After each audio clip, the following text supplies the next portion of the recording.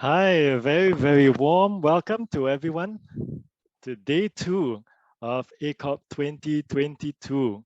I'm Quentin Lee. I'm a psychologist at the Singapore Prison Service, and I'm very glad to be your facilitator for this session, which is on offending and corrections. For attendees logging in from Singapore and the region, it's right about tea time right now at 4 p.m. And I hope you have perhaps a cup of tea or coffee next to you, or maybe some snacks. I have a nice slice of chocolate cake to enjoy this session with today. And perhaps for those attendees joining from overseas, maybe it's in the middle of the night. Thank you for staying up with us. Or maybe it's early in the morning and you're just trying to get your brain working. So nevertheless, we're very glad to have everyone with us today in this virtual space to listen to these presenters that we have lined up for you today. Before we begin, perhaps let's warm up with a short activity.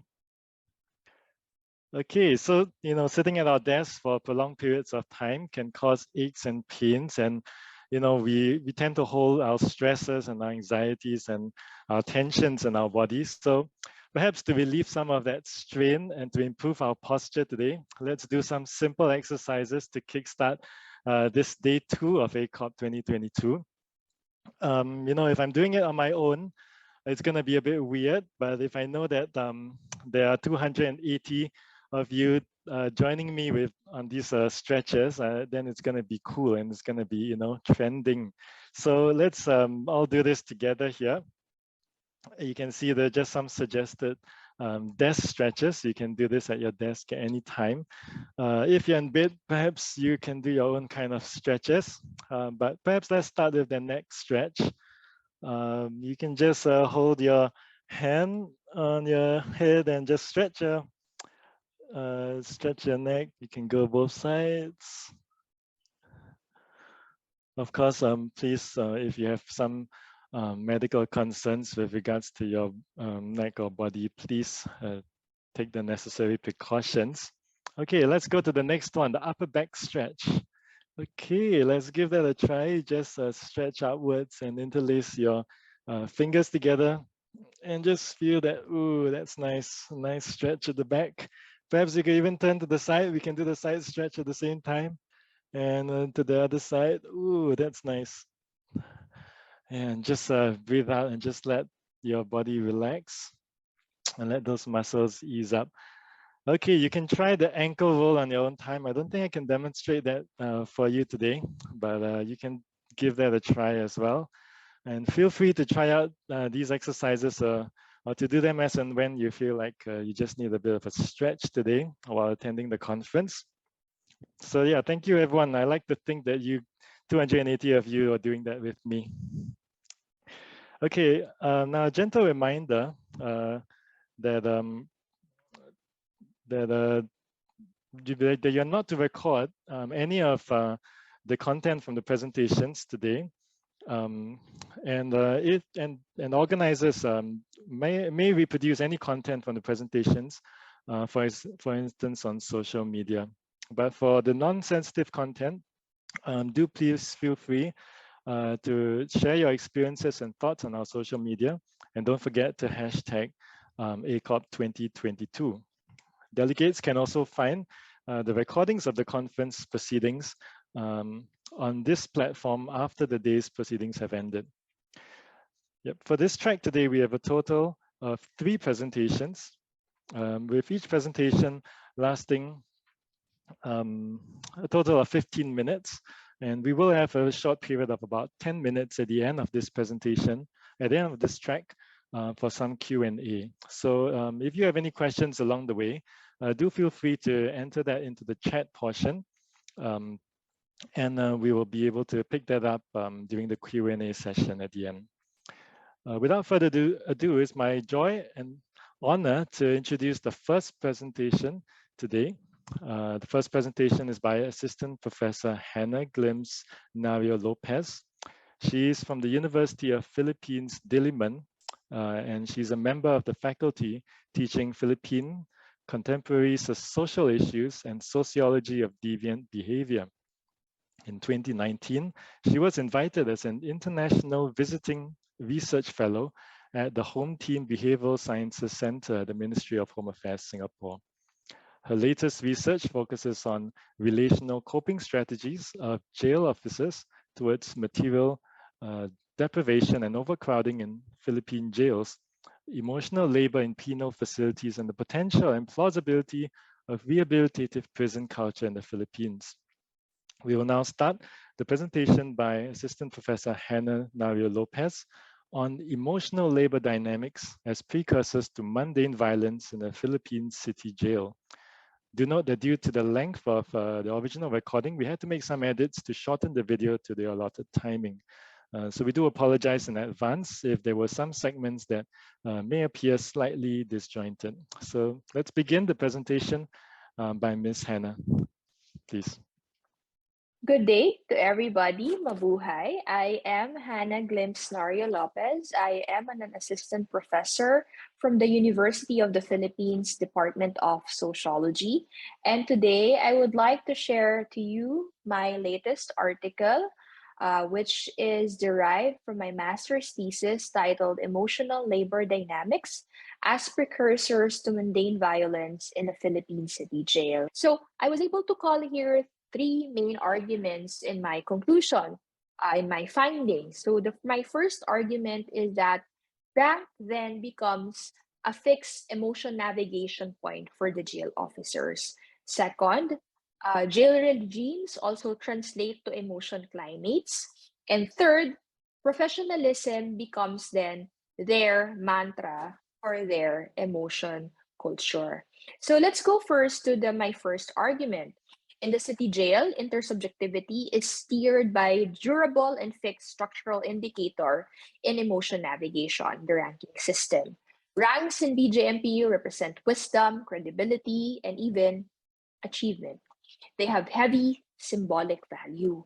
Senior officers are esteemed because of their position, and this position represents a summative range of experiences wherein the experiences are essentialized as hardships or pinagdaanan, what they've been through, and therefore must be praised. Ranks define the officer's lugar or their place in their jail system. It dictates how one must be alluded to, conversed with, and treated. Through acculturation, lower ranking officers learn how emotion management routes must be made, considering the honor stripes worn by the personnel that they interact with. Young officers are socialized into conventions of rank via positive reinforcement. Rank as a fixed navigation point, okay, is evident in the nuancing of display rules. Knowing their place marks an officer's limitations in expressing certain degrees of positive and negative emotions. Kemper and Hochschild's analysis on the structural components of emotion help us understand the intersubjectivity of emotional labor based on rank. Okay? So, in a sense, rank then becomes emotional capital because rank steers affective dispositions. Okay, so as with the medals that symbolize rank, rank becomes robust. Okay, rank as an emotional capital can activate and embody powers and privilege in interaction. And though the ranking system is permeable somehow through promotions, the intersubjective appreciation across rank is not negotiable. And this even resonates in the wider public. And that is how powerful the occupational culture of, if not the Bureau, the whole uniformed agencies of the Philippines do represent. Okay, so this becomes problematic. Okay, how? Okay, so we want to be always critical in the social sciences because it teaches us, tells us, of cautionary tales of what to look out for as we try to strive for social justice in our society. This becomes dangerous when jail regimes translate to emotion blind. So regimes do depict rules. We know that in prison research, regimes depict routines, associations, operational policies, and access to service within facilities. It is largely determined by the character of leadership and political climate among prison staff. In the site of study, these regimes are called sistema and kalakaran. In Filipino colonial language, sistema and kalakaran are denotatively synonymous with each other. Both refer to the character and process of how things are made to work, nagagawa ng paraan, despite the predicaments, despite the deficiencies in resources. In jail life, however, these are connotatively nuanced from each other. Each regime has differences in qualifying practices according to its selective ethical qualities. Okay, selective ethical qualities by which the labeling of a practice, whether it is sistema or kalakaran, is based. In sistema, officers depict that practice as a routine, okay, a set of routine practices that are not exactly by the book, but are not entirely also detrimental. Sistema is a satisfactory way of getting something done.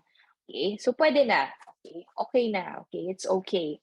Though substandard in outcomes. Sistema is considered as a form of social innovation, even because it carries the Bureau's good intentions.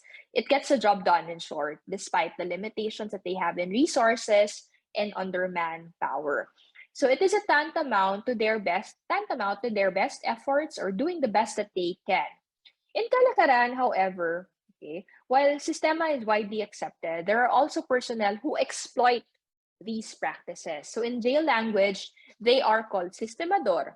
A sistemador is an officer who, because of their position, okay, vis-a-vis the detainees, okay, lodge a sistema or a way of doing things, okay, and they then become accomplices for corruption or even entry of non-essential appliances, mobile gadgets, even prostitutes and contraband or drugs, okay, through bribery, okay, or what we call in the Philippines palakasan, or having more influence over another person because of bribery.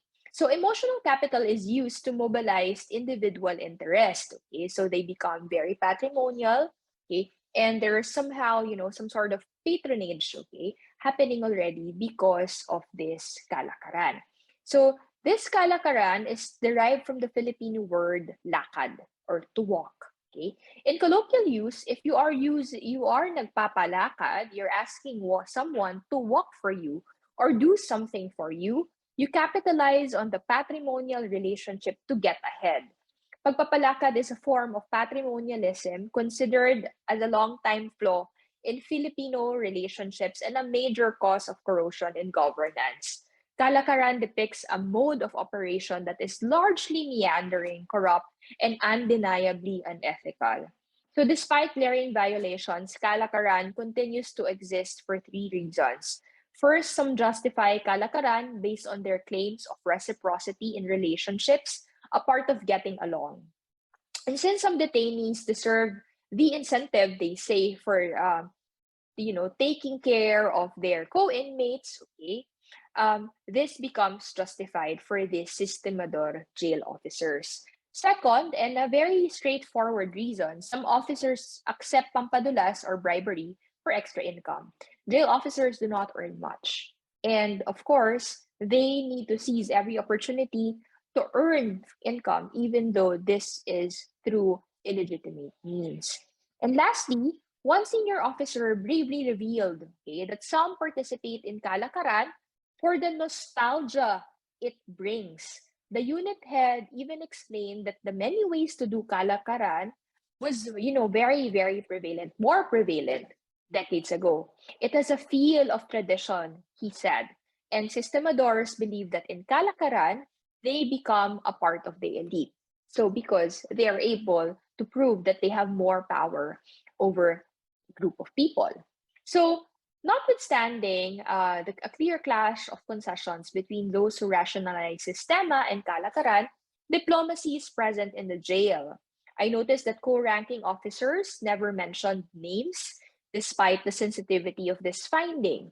Boundaries are maintained as if, and there is respect, okay, for each other's working personality. Okay, in terms of disagreement, officers arrive at a paglulugar sa sarili or knowing their place, whether or not they'd become whistleblowers or they would file a formal complaint against these officers. Okay, so one thing is for sure, they do avoid confrontation in the jail. Okay, especially if the complaint is against a more senior officer. So you see, this is another effect of a Filipino cultural trait. So this becomes very, very complicated, okay? And this becomes all the more problematic when a senior officer, a boss, is um, is a part of this kalakaran. So having a sistemador boss is disappointing for the officers because many believe not all of them are bad, not all of them are corrupt, but their seniors should know better. They should have honor and stand for the integrity of the bureau. Generally, junior officers, usually the young ones who are fresh from graduation, react to kalakaran in leadership in the following ways. First, some feel that a sense of denial, okay? There's a sense of denial that questionable officials could exist. Second, they only deal with their bosses out of their respect for their position. So I may follow you, but I will not necessarily believe in what you want to happen in our facility. And third, the officers feel that it is harder for them to be all right with the Sistemador leaders than with Sistemador peers. So there is a common fear that when a leader gets beholden by a kalakaran or corruption, everybody else down the bureaucracy line needs to fall from grace, engage in corruption, or at the very least channel evil's banality. CRN, okay, 1963. Officers who experience meandering regimes shared that they had to process raw emotions, okay, intensely and with a wider variety of behavioral and cognitive strategies. Some anecdotes include officers keeping their head down or looking the other way when interacting face to face with their bosses. Some cannot even help but bring home some stories of grief, okay, about bosses who made them accomplish unreasonable tasks and, the feeling of defeat of having to work for a very circuitous regime. Officers found it hard to build relationships with someone they do not trust, but they need to obey. Okay, do not trust them, but you need to obey them. Okay, so this reflects then this challenges then the moralities of the jail officers. Okay, so when there is a dissonance in moralities and emotions, then you arrive at a very problematic emotional climate. But one thing is clear is that whatever type of regime officers have to do and willingly subvert to their emotions to abide by the principles of professionalism.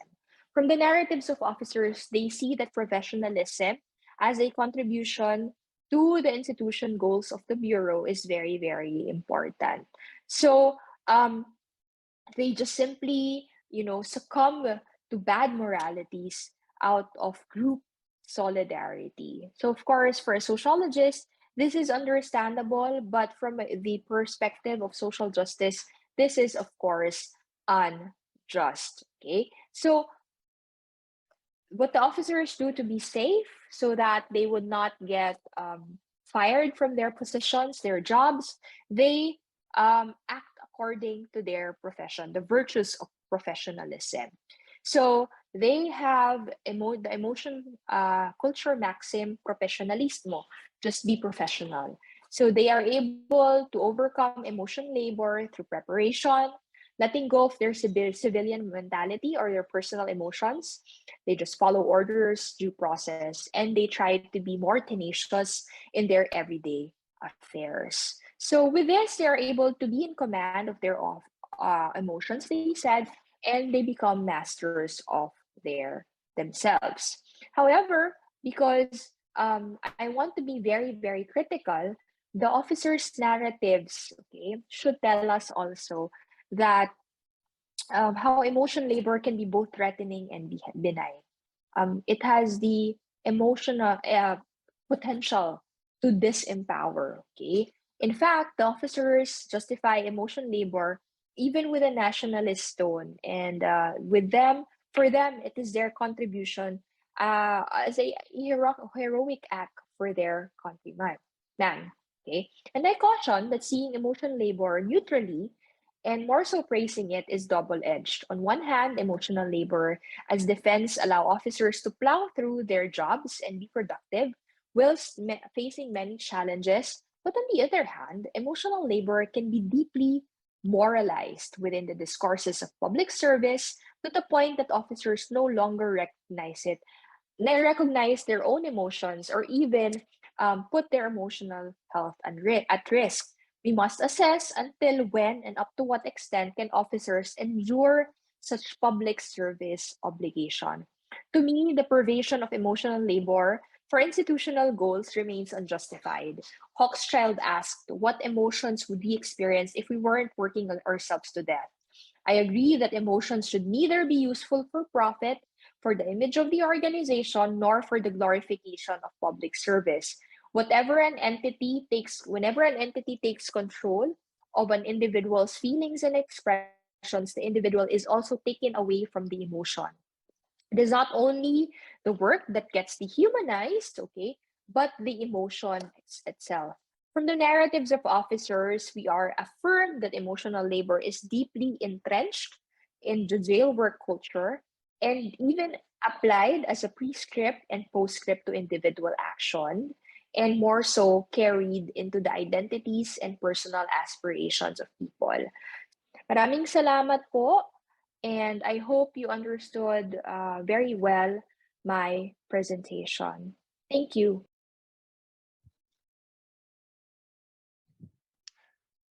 We thank Ms. Nario Lopez for the very insightful presentation.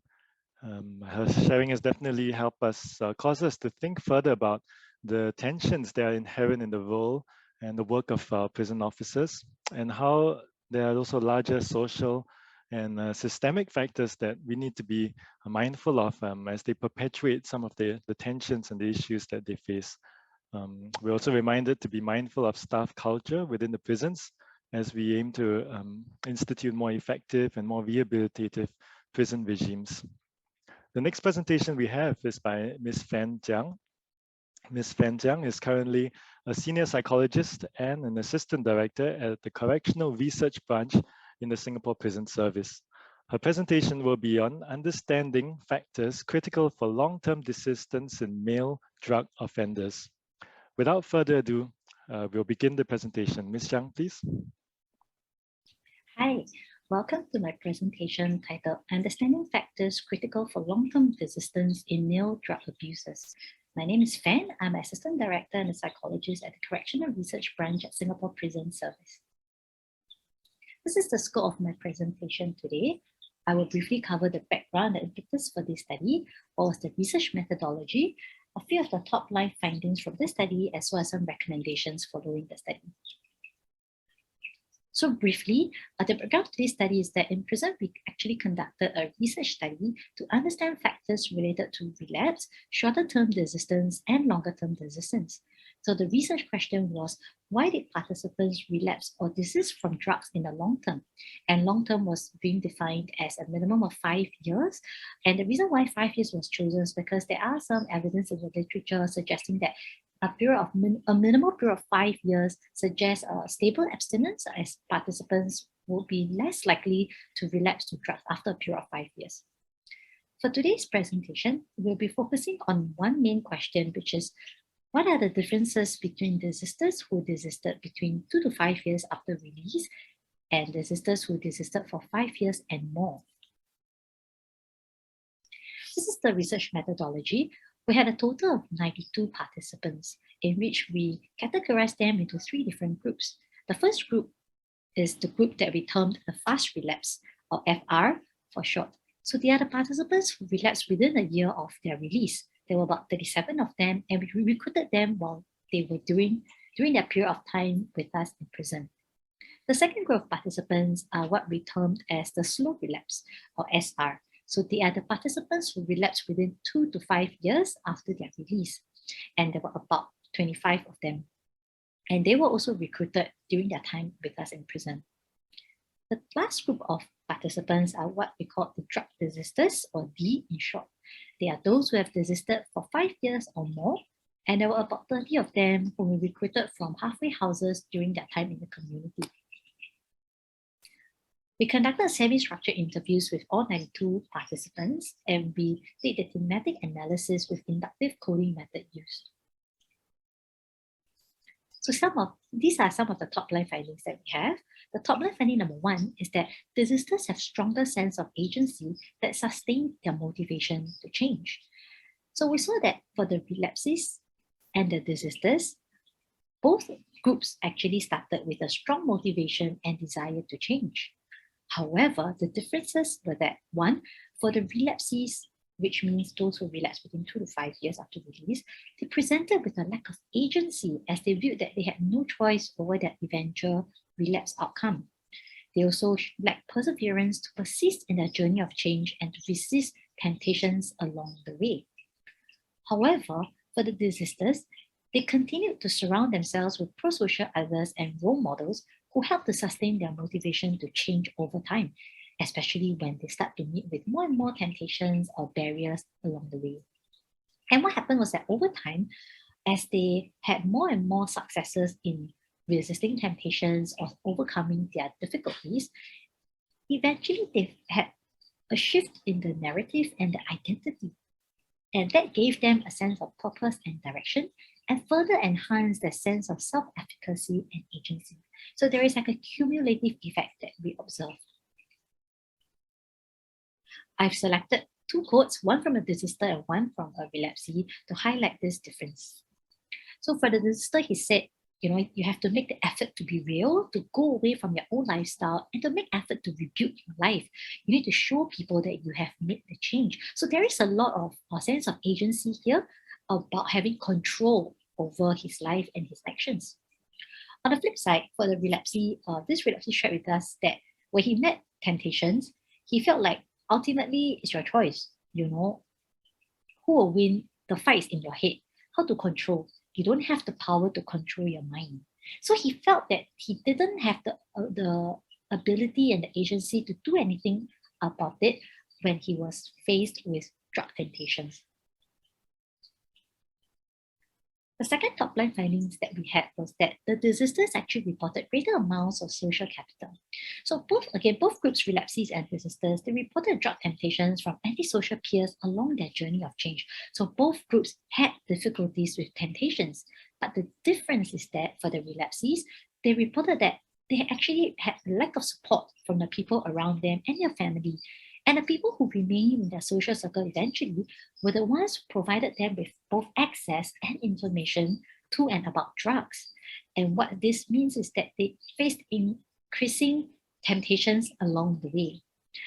They also had more and more difficulties in reintegrating back into society, such as making pro-social and positive changes over time, as well as difficulty in resisting repeated drug temptations, because the people around them most of the time were either talking to them about drugs or asking them if they want drugs.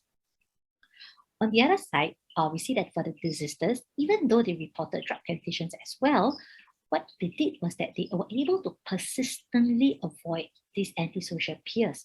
And how they did so was they actually deleted those peers' contacts, or if they see them, they actually try to cut the conversations short and to walk away from these peers as soon as they can. And over time, there were less and less of these antisocial peers in their social circle, and this actually meant that they had a reduced access and information to drugs. But for desisters, it doesn't stop there. Not only did they remove these antisocial peers, they were able to replace them with pro-social family and peer groups that they met from different places, such as the halfway house staff and volunteers, or people from the religious and volunteering groups that they were from. So you can see this desister said, when I start having new friends, for example, people in church, I can go and openly speak up. I don't have to bottle up a lot of things. I purposely go and ensure that I find someone that I can talk to when I have problems. So for this particular desister, he had more and more people in his social circle who were pro-social and were able to provide him with the kind of support that he needed. In contrast, this relapsee shared that he only had his wife, but his relationship with his wife wasn't a very good one because she was not very supportive. She was very suspicious of his behaviors and did not really believe him when he said that he wasn't on drugs. And it got to a point whereby he said, if you keep saying have, then okay lor, I touch and let you see lor. So in a way, he kind of gave up on trying to prove himself. The third top-line finding was that desisters made positive lifestyle changes. So for both the relapsees and desisters, they actually came from halfway houses, and they reported that the structured environment in the halfway house was a good training ground for them to focus on their rehabilitation and to prepare themselves for reintegration. However, the difference is that for relapsees, after their time in the halfway house, when they were out in the community, they actually reverted back to their unhelpful behaviors, such as going to parties or drinking, or repeatedly found themselves being bored, unemployed, or had dissatisfying employment. And when they continued doing these things, having these unhelpful behaviors, they were actually continuing to put themselves in high-risk situations, which resulted in their eventual relapse. For example, some of them, when they drink or when they smoke, they actually found that they had some lapses in their judgment that resulted in them relapsing back to drugs. On the flip side, for the desisters, what they did after their time in the halfway house was that they replaced their past unhelpful behaviors with purposeful and pro-social activities, such as occupying their time with volunteering work or attending religious services and groups. And they continued to be watchful of their triggers and high-risk situations. So this is desister talked about how he was doing part-time studies in a Bible college. On top of that, he was a full-time youth pastor in church. Outside of work, he would spend most of his time with his family members, with his kids, his wife, or he will go and engage in his hobbies such as cycling. So he was doing a lot of positive things that helped him to build a new lifestyle. And along the way, it helped him to meet a lot of people, whereby he was able to share his story and gain support. So these lifestyle changes actually also help to build the kind of social capital that I talked about in my second top-line finding. In contrast, for the relapsee, this particular participant, he reported that after a while, he felt bored because everything was the same. He go back from halfway house, means he go back to work, and after the work ends, he go home and there's nothing to do at home. So there was that boredom there that eventually led him to relapse. The fourth top-line finding was that desisters practice more adaptive coping strategies. So both relapsees and desisters faced numerous life problems in their journey of change and reintegration. So both groups had issues. However, the difference is that for the relapsees, when they met difficulties, they actually engaged in maladaptive coping strategies such as substituting their urges for drugs with alcohol and cigarettes, which actually made them more susceptible to relapsing back to drugs while under the influence. They also relapse back to drugs as a way to enhance or to numb the low moods, the negative emotions, or to seek a temporary escape from the loneliness or from the boredom, and to find comfort from the lack of support that they have from the people around them. In contrast, for the desisters, when they faced life problems, what they did was that they learned multiple adaptive ways of coping rather than avoiding all the time. And they were able to tap on the social capital that they had built up earlier.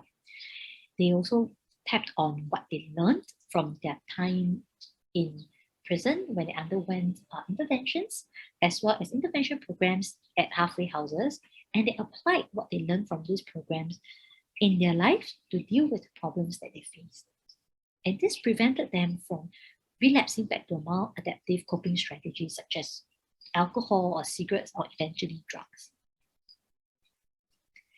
For this desister, he said that he was able to find himself in an environment which was very supportive, where people supported him, helped him to learn certain values that he did not have before, and helped him to understand and accept the disappointment that he has caused, but importantly to move on and to see that his life has a bigger purpose. On the flip side, for the relapsee that we interviewed, one of them said that, they felt lonely. And when they feel lonely, what he did was he actually thought back about the past and how when he was on drugs, his only friend or his best friend was drugs. And now that he was outside and he felt lonely again, the first thought that he had was his drug use again. The last top-line finding is that desisters have positive shift in their attitudes. So both the relapsees and the desisters group, they actually underwent counseling or the interventions that I talked about earlier, either at a halfway house or during their time in prison. And both groups found these activities to be beneficial and motivating for them. However, after the release, for the relapsees, they either ignored or didn't consider the consequences of their actions, or they actually engaged in certain forms of justification, such as telling themselves that they were able to escape being detected from that urine sample will not show the drugs that they had consumed, for example. They also reported attitudes such as thinking that drugs were not that harmful, and they also possessed an absence of reflection, which made them unsure about the reason for their relapse during the time of the interviews. For the desisters, they actually internalized the consequences of relapsing. So not only were they cognizant of the consequences, they actually consciously internalized these and always remind themselves that if they were to relapse, it will impact not just themselves, but also their family and a new life that they have already built up. For the desisters, they also developed values such as being positive, remaining humble, and open-minded to learning and receiving feedback, and having the discipline to stay away from drugs. And all these were important to aid them in their reintegration, especially when they start to encounter challenges or difficulties along the way. For this desister, he said that he did not want to go back to prison anymore. He was aware that if he were to go back to prison, he will lose what he has right now, his family, his children, the house that he managed to buy, his new lifestyle, his new friends. And he was very happy and very contented with all these things that he had. But he would lose all of it if he were to go back to drugs. Whereas for the relapsee, he said that at a time when he felt those negative emotions, he didn't think about the consequences. And all he thought about was to get high. So in summary, there were 5 key differences between desisters and the relapsees, or rather those who relapse between 2 to 5 years after their release. And the difference is that for the desisters, they have a stronger sense of agency that sustain their motivation across time.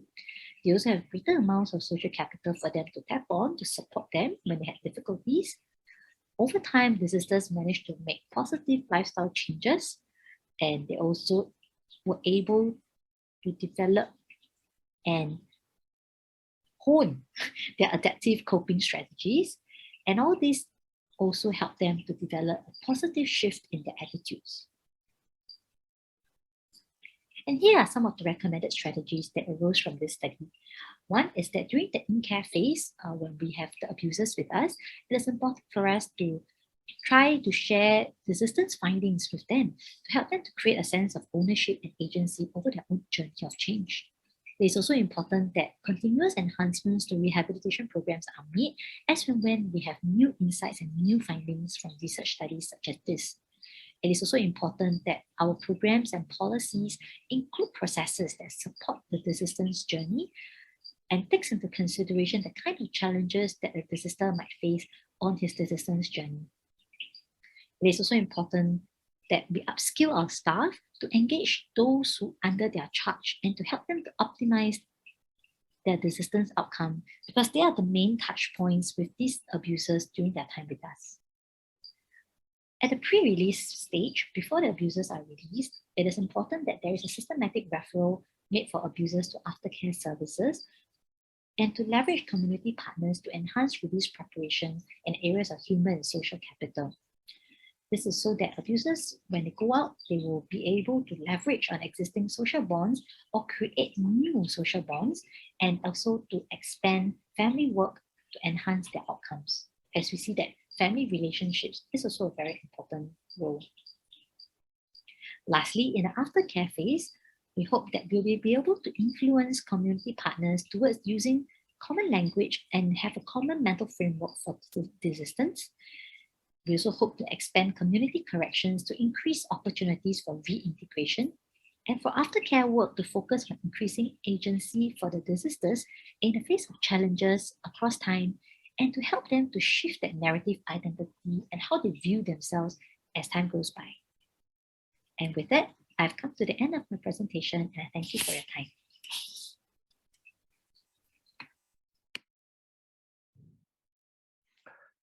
Thank you, Fan, for your presentation. I believe many in the audience have benefited from your sharing, particularly on the role of personal agency, on social support and peer relationships, as well as lifestyle changes and how they play a role in encouraging desistance from drug abuse. We thank Fan for the most informative presentation. Our final presentation for this session is by Mr. Sean Lim and Ms. Malina Mohamad Isa from the Ministry of Social and Family Development, Singapore. Mr. Lim has 6 years of experience working with probation and offenders on community rehabilitation. Since 2018, he has been overseeing the operational policy areas for the Integrated Service Providers, or ISP, which are appointed by MSF to deliver youth offender services. For Ms. Malina, she has 10 years of experience working with probation and offenders on community rehabilitation. Since 2018, like Mr. Lim, she has also been overseeing the operational policy areas for the integrated service providers. Once again, these include case management, program development, evaluation, and funding. Mr. Lim and Ms. Malina will be presenting on translating data, evaluation, and practice insights to strengthen the rehabilitation of youth offenders on diversionary programs. Without further ado, let's welcome Ms. Malina and Mr. Lim, please. Good afternoon. I am Malina, and with me today is my colleague Sean. We are from the Probation and Community Rehabilitation Service, Ministry of Social and Family Development, or MSF in short. Our service oversees the community rehabilitation of offenders, which covers probation and pre-court rehabilitative programs delivered by appointed service providers. Today, we will share on the journey we embarked on since 2018 in strengthening upstream interventions for youth offenders through the integrated service providers, and how we continue to translate data, evaluation findings, and practice insights to improve our work. In our local context, first-time youth offenders who commit minor offences are generally diverted away from the court. They may be required to attend rehabilitative programs delivered by social service agencies appointed by MSF, known as Integrated Service Providers, or ISPs for short. This will be the focus of our presentation. Diversionary programs are aimed at reducing the risk of reoffending. They aim to guide young offenders with essential life skills to remain crime-free. Family involvement and work with various support systems such as schools are central to this approach. The programs span 6 months. The guidance program targets largely theft and other minor offences. The enhanced streetwise and streetwise programs are targeted at gang-related concerns, while the youth enhanced supervision targets first-time youth offenders who have experimented with drugs. Youths are given a warning upon completion of the program in lieu of court prosecution. The ISPs were set up by MSF in 2018 with 9 of them. A 10th ISP was set up with effect April 2022. Prior to 2018, there were many agencies running the suite of diversionary programs. This resulted in an unequal distribution of referrals across geographical location and varied approaches to the interventions. This was not ideal. In response, MSF consolidated policy and practice by setting up the ISPs. This was aimed at ensuring consistent service delivery and standards. In doing so, MSF also aimed to build sector capability in working with youth offenders. The journey was an intentional one, as we focused on key areas to increase alignment. They were structured programming based on evidence-informed approaches and content, fidelity monitoring, which ensured adherence to the program intent and delivery. Developing and implementing training and supervision frameworks to enhance competencies of ISPs in offender management. Regular dialogues and feedback loops with ISPs to ensure we responded and made tweaks to ground feedback to improve processes and practices. To further inform our practice and strengthen alignment, we also looked at our data to provide deeper insights. First, we looked at the impact of ISP interventions on the psychosocial functioning of our youths, namely, how it affected their thoughts, emotions, and behaviors. There were significant improvements upon completion of the programs. These findings suggest that youths are better able to cope with their stressors and challenges having undergone the programs. This is important as such factors do reduce their risk of reoffending as they learn to adopt more constructive coping mechanisms. Secondly, the youth's experience of the program was positive. Many youth stated that they had benefited from the different life skills and knowledge taught through the program. In the process, they experienced personal growth and had assumed more pro-social identities. Lastly, youth and parents reported positive working relationship that had been forged with ISP caseworkers during the program. This enhanced responsiveness to the program and motivation to sustain change. In addition, we also obtained positive feedback from partners such as law enforcement agencies on the work of the ISPs. Our practice and service standard audits showed high levels of compliance by the ISPs. Completion rates continued to be high, particularly for the guidance program for the past 2 years. These findings signal that we were moving in the right direction and that we should continue to build on what was working well. While these findings were encouraging, data and ground feedback also revealed areas that needed to be reviewed to ensure the effectiveness of ISPs against an evolving offender profile. We are seeing increasing higher proportions of moderate and high-risk youth offenders referred to diversionary programs over the past 3 years. This can be attributed partly to more deliberate efforts to assess youths who would benefit from interventions. The ISPs are also stationed at police divisions to undertake a social assessment of selected youth arrest cases.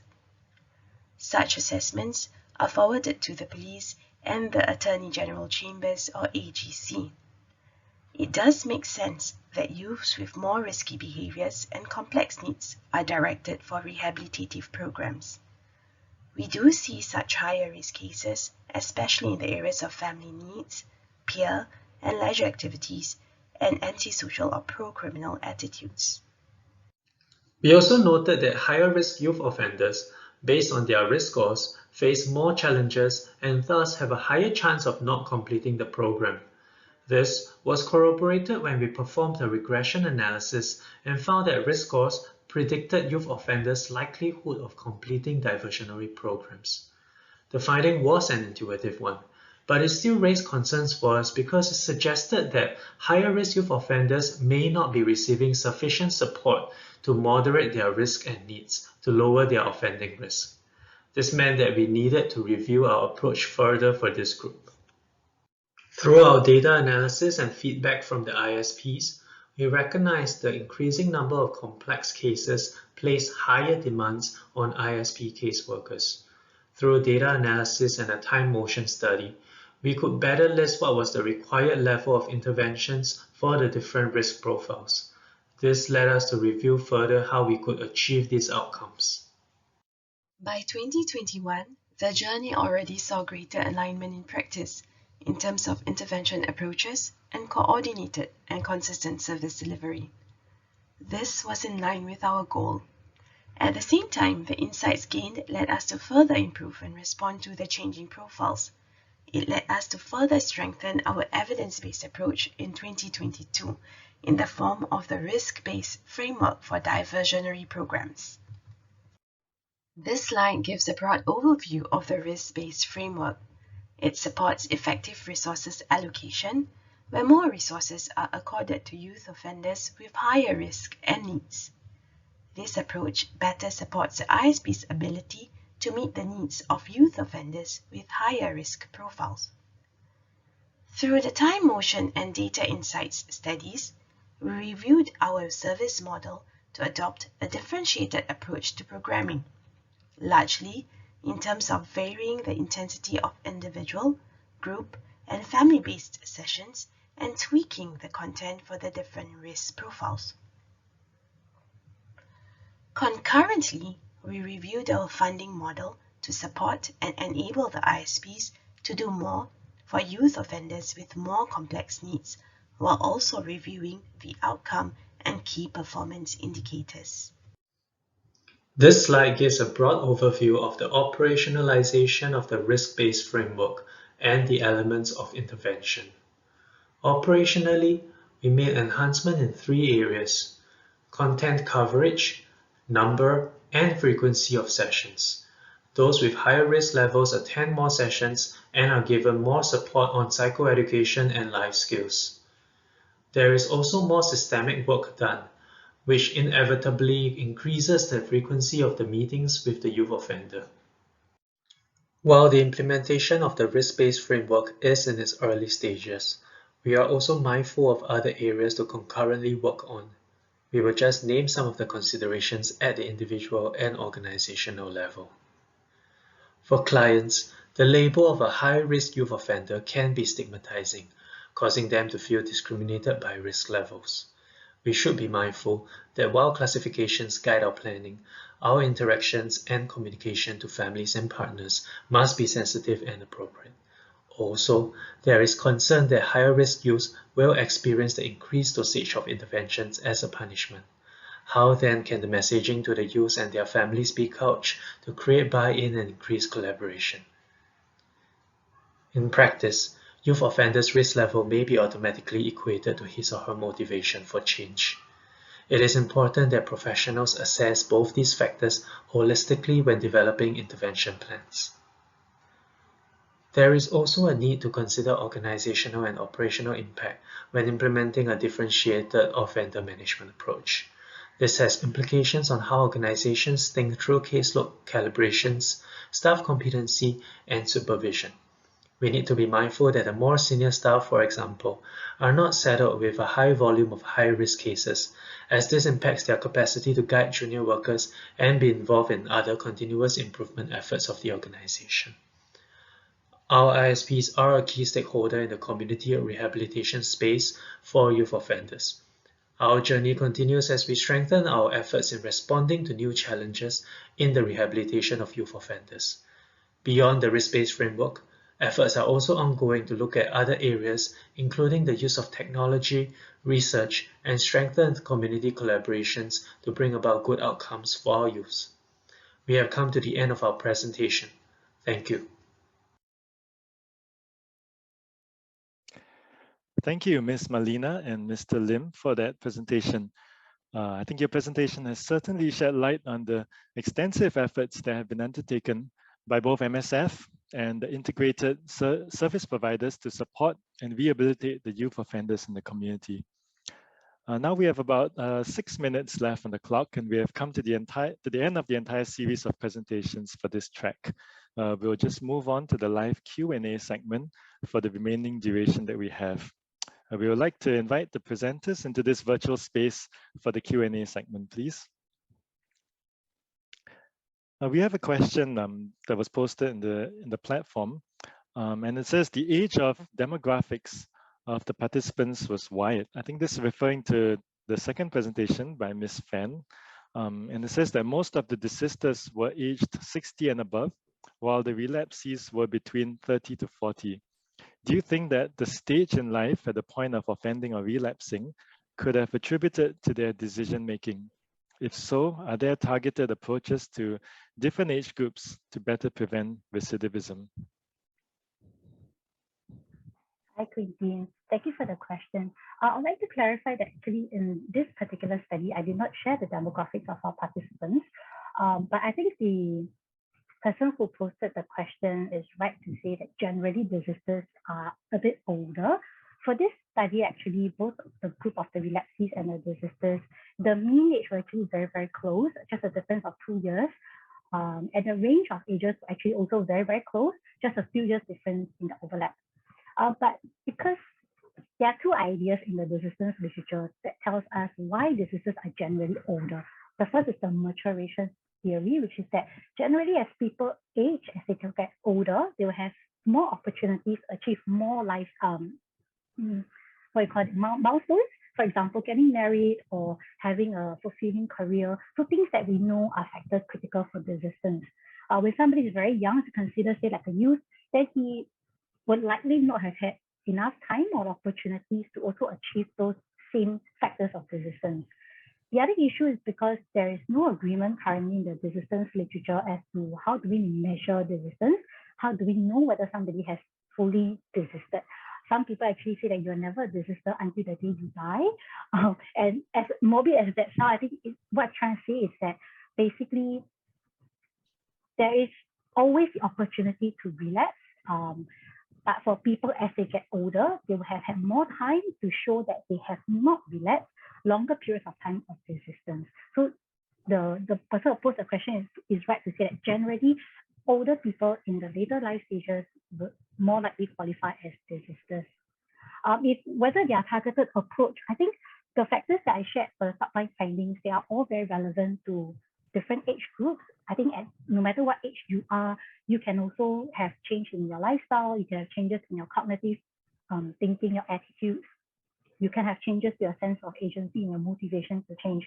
The reasons underlying these changes might be different. So for somebody who is older, the reasons for you to achieve all these changes could be because of, say, marriage, children, which a younger desister might not have. But it doesn't mean that the younger desister would not have a chance to achieve those changes or be motivated to achieve those changes because he might have other reasons to achieve those motivations or to make those changes in his life. I hope that answered the question. Thank you, Fan. Yeah, so if you have any other questions, if anybody else who's watching at the moment has any other questions, please feel free to post it at the platform under the Q&A tab, and we'll be sure to pick it up.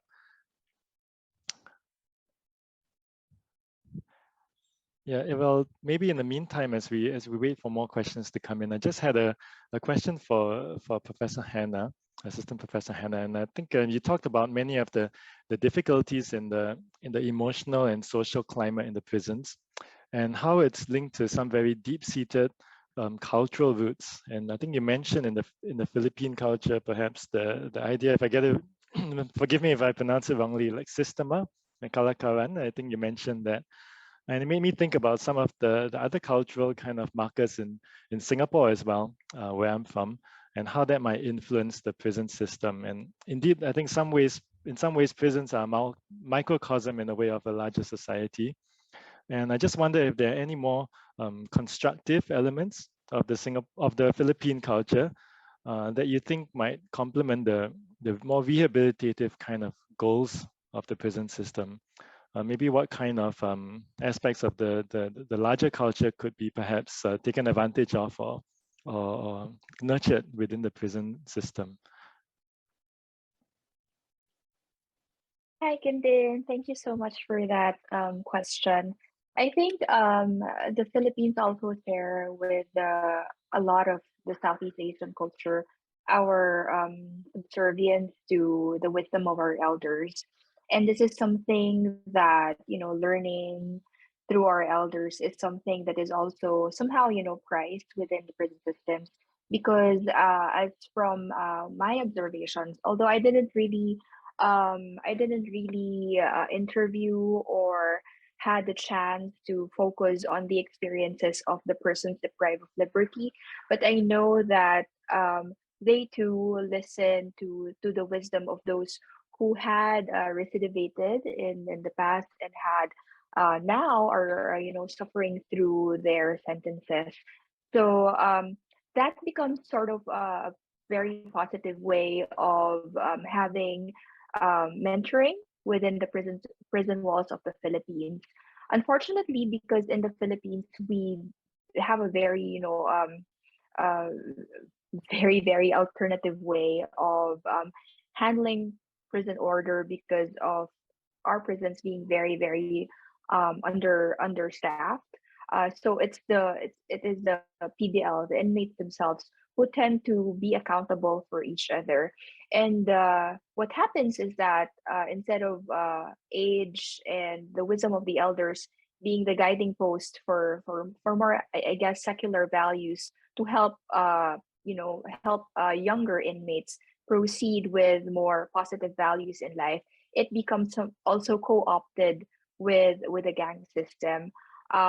So while I think also gang systems are, have also positive, have their, positive, shall we say, benefits in terms of accountabilities, it can be also co-opted with Sistema and Kalarkaran.